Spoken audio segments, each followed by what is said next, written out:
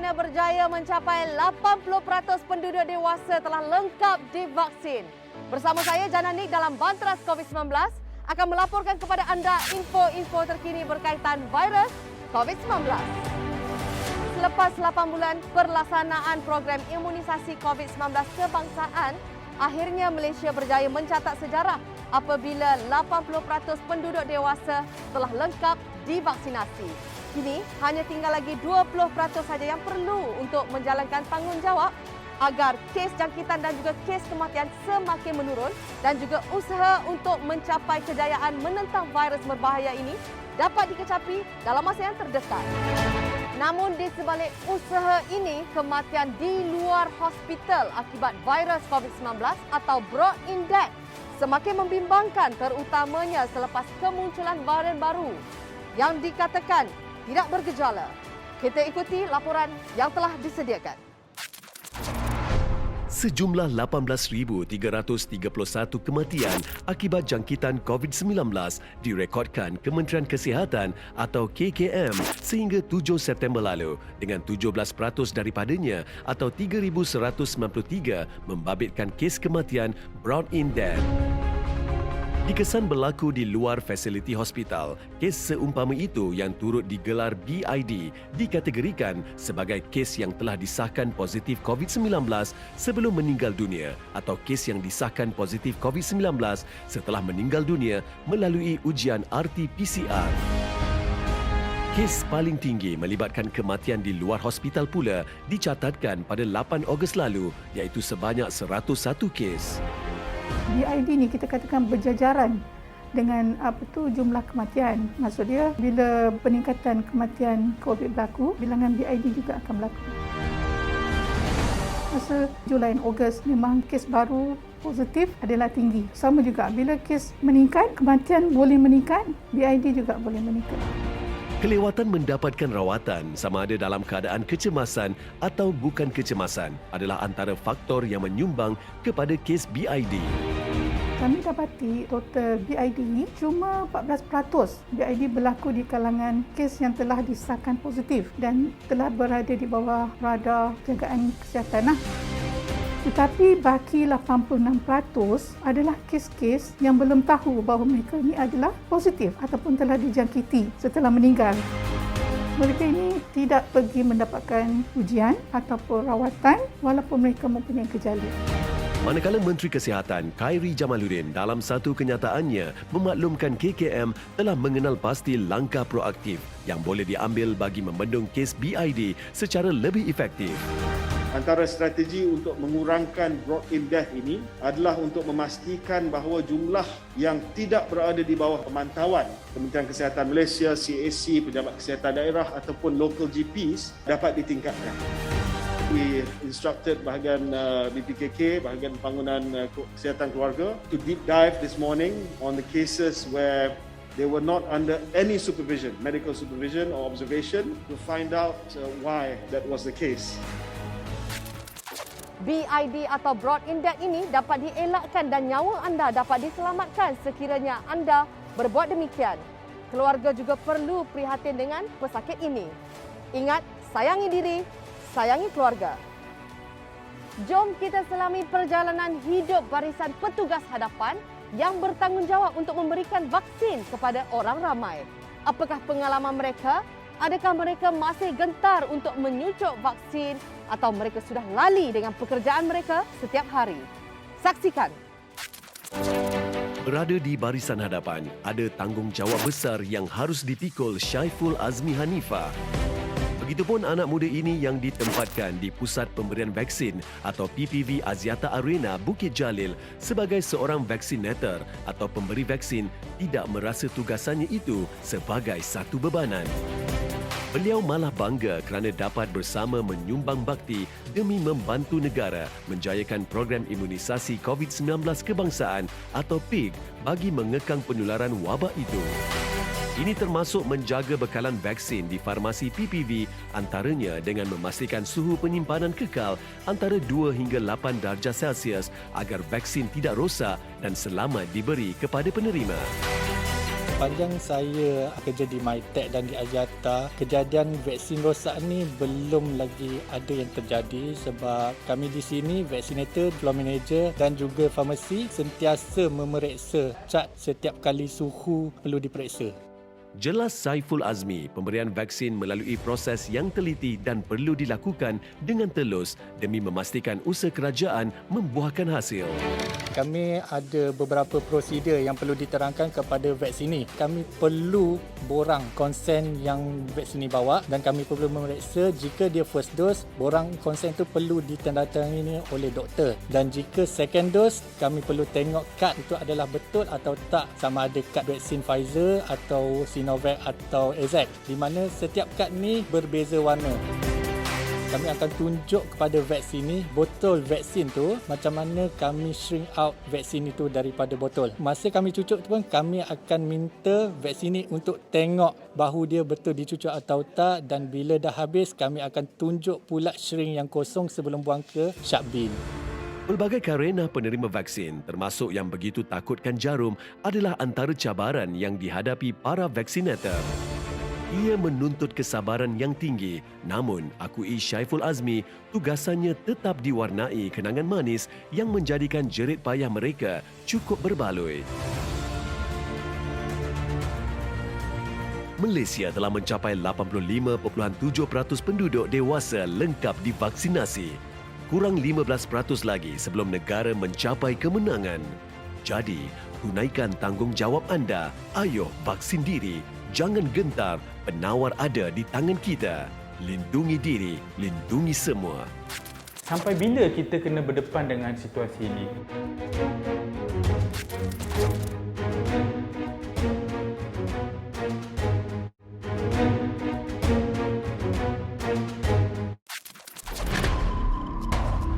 Di Afrika Selatan, sebuah kereta api yang digelar Transvaco dalam 3 bulan jelajah membawa bekalan vaksin COVID-19 ke wilayah miskin diiringi para petugas medikal untuk memberikan suntikan kepada penduduk.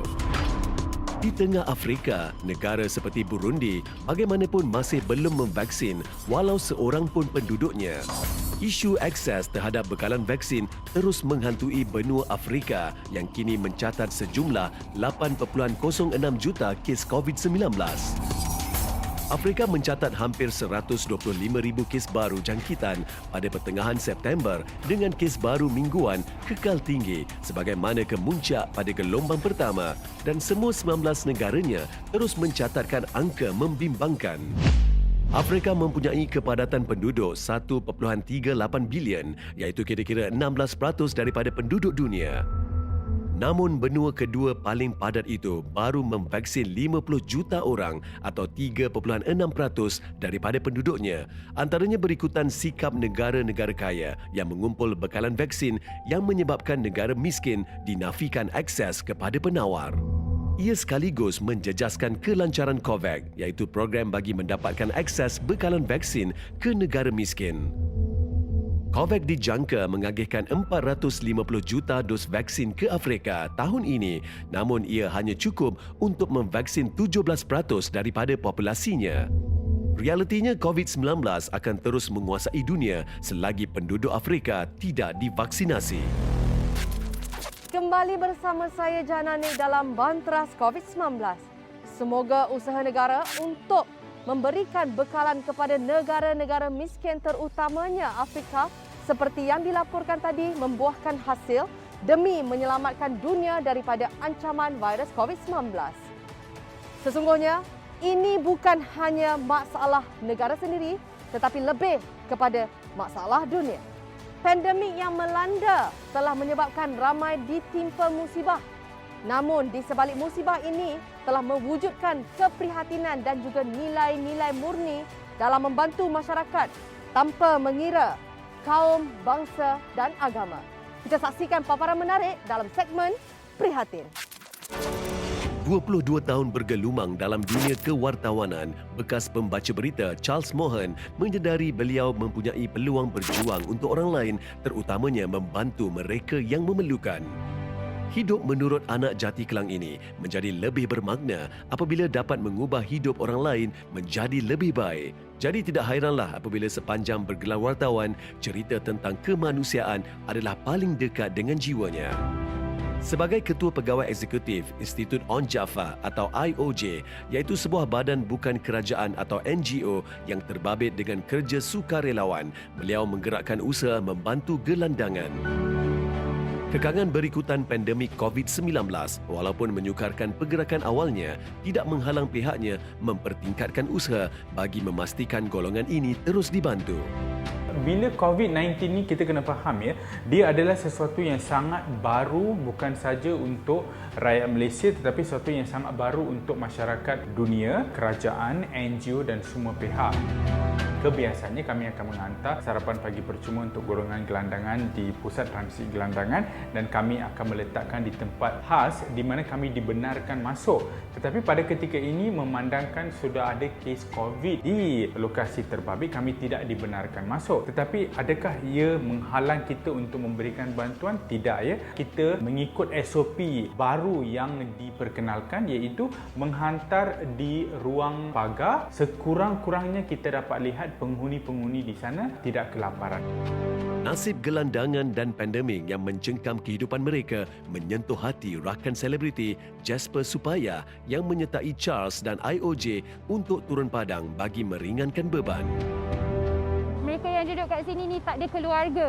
Keluarga mereka biarkan mereka macam tu, tak kisah pasal mereka semua. Jadi memang sedih lah. Oleh kerana itu kita sebagai rakyat, kita sebagai manusia, kita harus membantu mereka yang memerlukan.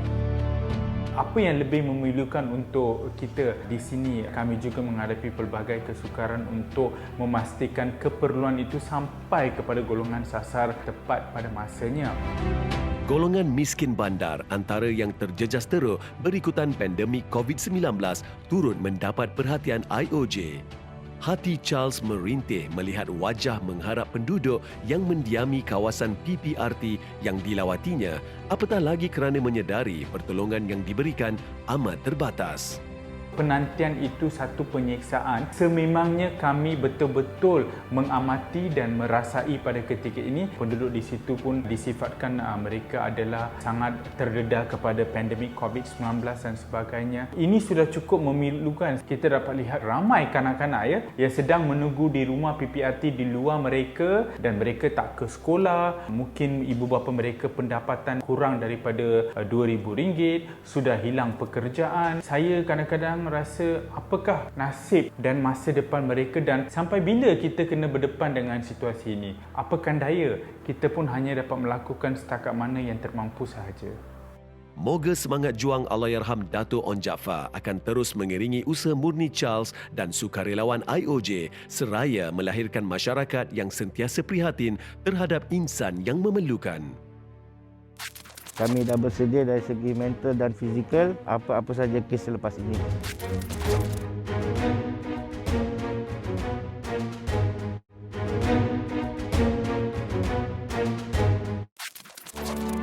Malaysia pada 21 September lalu diumumkan mencapai 80% penduduknya yang lengkap divaksinasi menerusi program imunisasi COVID-19 kebangsaan atau PIK.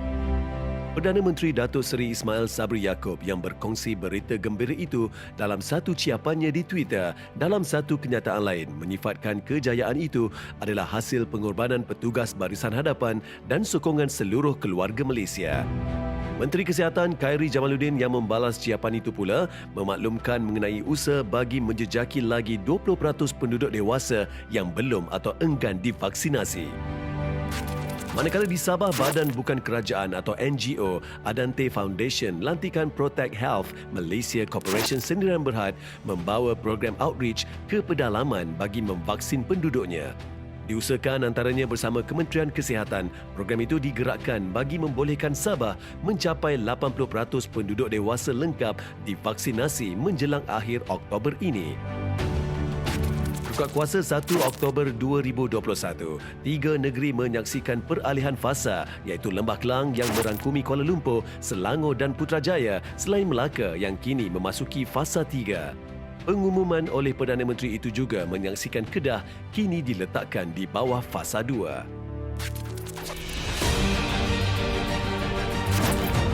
Saya saya ingin berkongsi sedikit data dan juga situasi COVID-19 dan program vaksinasi COVID-19 di kalangan masyarakat orang asli.